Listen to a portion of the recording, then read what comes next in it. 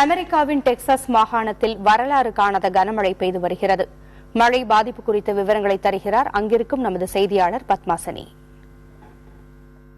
அமெரிக்காவின் டெக்சாஸ் மாநிலத்தில் வரலாறு காணாத கனமழை பெய்துள்ளது.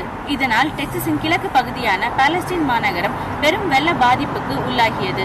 சுமார் 1 மணி நேரத்திற்குள் 7 அங்குலத்திற்கும் மேலாக மழைநீர் பெய்துள்ளது. இதனால் வெள்ளப்பெருக்கு ஏற்பட்டு வீடுகளுக்குள் மழைநீர் புகுந்துள்ளது.